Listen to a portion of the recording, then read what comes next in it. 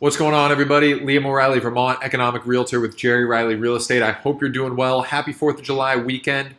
Today we're talking about Vermont and the Vermont housing crisis that's going on. We're going to take a look at the market stats as well as I'm going to tell a few stories about my experiences in the housing market, both on the purchase and sale side of the housing market, but also the rental side. I'm going to start with rentals here. The reason why I haven't been posting so many videos is because I just purchased a duplex in Burlington that I've been working on getting rented out. I had to do a little bit of work to the unit, so I've just spent time with that property as opposed to making YouTube videos. But I did end up getting the unit rented out. I listed it on Friday evening. Ended up getting about 40 or so people reaching out to me. I listed it for what I thought was a fair price based on the current market, not crazy high, but also not under rented.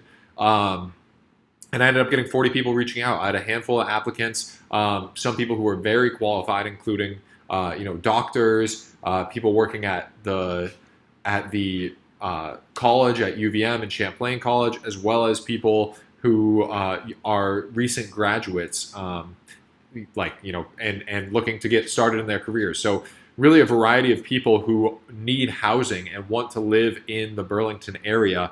And from what I've heard, this has been the experience of other people who are renting their apartments around town as well. Some past clients of mine and I guess current clients of mine just recently rented a 2-bedroom in kind of the edge of the old North End going into the new North End. They rented it for $2,400 a month, plus utilities, which is pretty nuts. Another buddy of mine has a rental in South Burlington. Again, another 2-bedroom. He's going to try to rent it for $2,600 a month.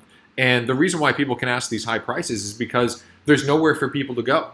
There's nowhere for people to rent. A lot of these people, like the professors at UVM or the doctors, the people that you would think would buy housing, haven't been able to because the market is so tight. So now they're jumping into the rental pool, which is pushing out a lot of these other applicants, a lot of these other people who you would normally think of as renters, like recent college graduates, people who don't have the savings or make the income to purchase a property, and that are historically renting. So the rental market is very tight, just like the housing market. And let's get into the June stats. MVRA just updated their system, so now we can take a look at June, even though it's only the 3rd of July today.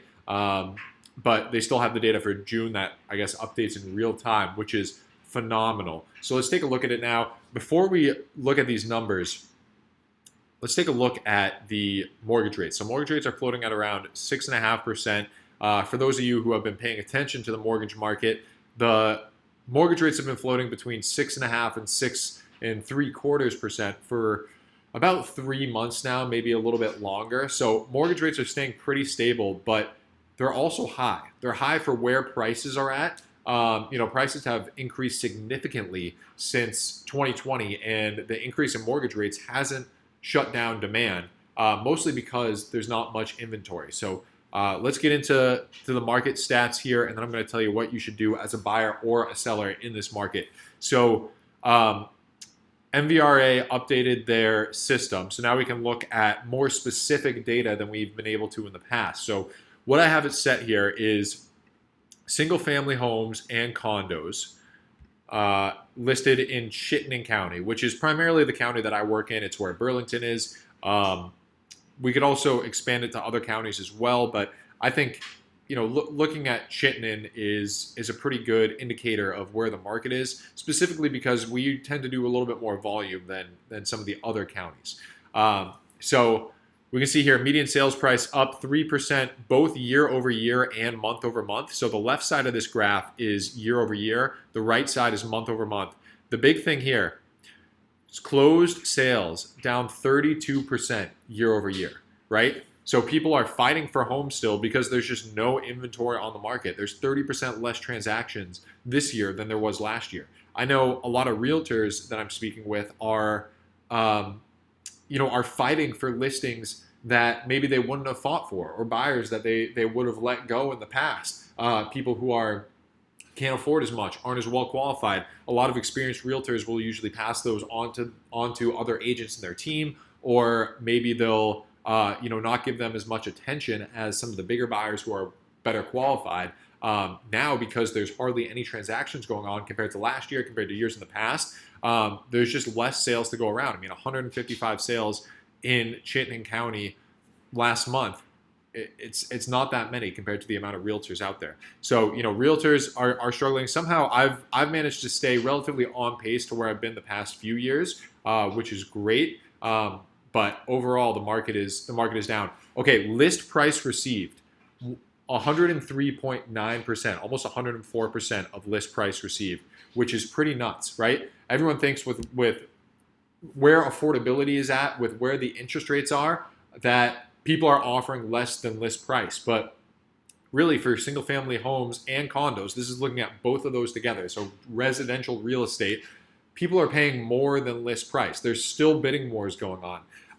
Some buyers of mine submitted an offer on a property. It was a duplex, so that doesn't fall into this category, but it was in a residential area in Burlington. And I think it still attracted a lot of residential buyers as opposed to investor buyers.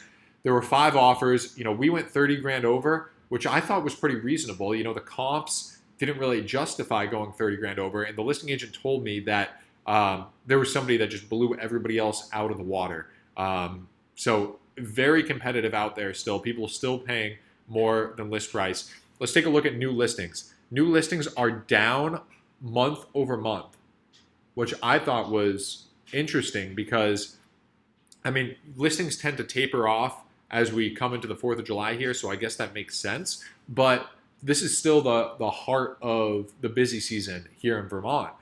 It's the spring market. I guess now that we're into the 4th of July, we're coming into the summer market, and things start to slow down a little bit around this time of year. But still, 13% month over month is pretty significant, down 26% year over year. So that just, that goes to show that the inventory isn't there. Active inventory is only down 4.6% from last year and is actually up month over month. So what this tells me is there's less listings coming to the market, but some of the homes that aren't as favorable, that might be overpriced, are sitting for longer than they did last month, and they're still less than they were last year, but they're sitting for a little bit longer. And something I wanted to talk about as well is I have these buyers of mine who have an offer in on a property in Chittenden County that has been on the market for about a month now.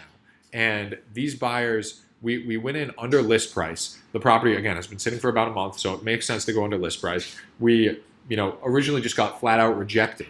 Now they decided to resubmit, go up a little bit higher, but still under list price. And it's still not a slam dunk for these sellers. The sellers are looking around saying, hey, there's nothing else like our home on the market. There's not many other homes like this one out there. We know we're asking top dollar, but we're still getting a lot of showings, and we're going to still try to get top dollar.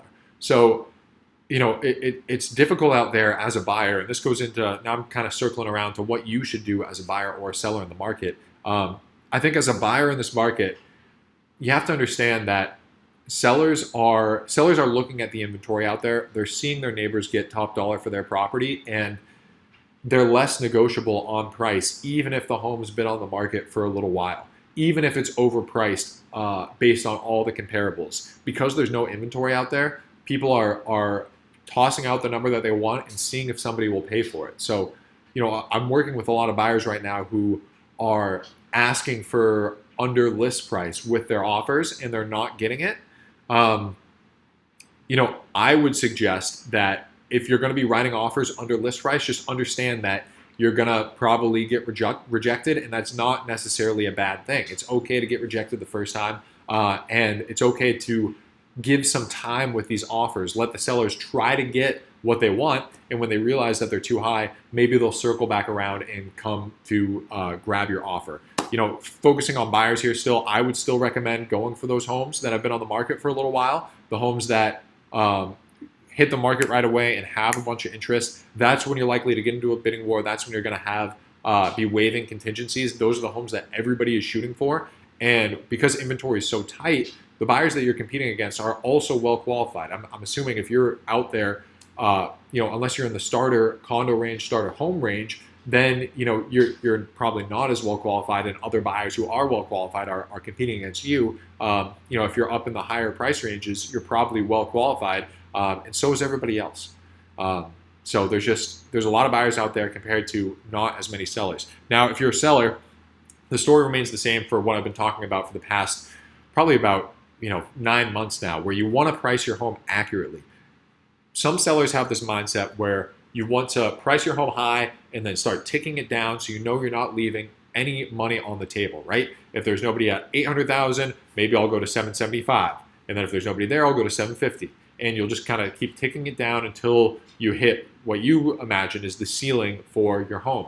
Now, I don't think that's the right way to navigate this market. Because there's so many buyers out there, because there's not much inventory, you want to try to be one of those homes that gets into a bidding war. You want to price it attractively, not low, but right in that sweet spot where you get 2, 3, 4, 5, maybe even more offers that get your home bid up 5 to 15% over list price, which is pretty common today if you're in a multiple offer situation. Then the buyers start waiving contingencies, you get top dollar.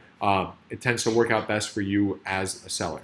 So anyway, that's my opinion. My last point that I'm going to give here is the only way to get out of this, the only way that we're going to see stabilization in the rental market as well as the buying and selling market, in my opinion, is one, either Vermont becomes less desirable for whatever reason, right? It's just too expensive, or crime's too high, or the economy is tanks and people can't work from home and there's no jobs here. So if one of those three things happened, then I could see Vermont becoming an undesirable place to live, which will take away from that demand and cause supply and demand to even out on both the rental and the purchase side.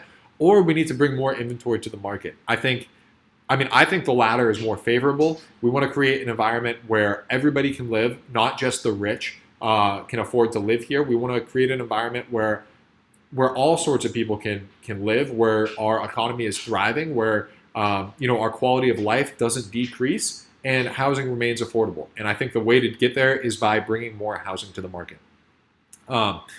Anyway, Liam O'Reilly, Vermont Economic Realtor. Let me know what you think. Leave a comment in the description. I always love hearing from you folks. If you're looking to buy or sell a home in Vermont, reach out to me directly. I'd be happy to help you. If you're looking in another part of the country, reach out to me as well. I'd be happy to connect you with a realtor who can help you with your search. Until next time, enjoy your 4th of July weekend. Thanks.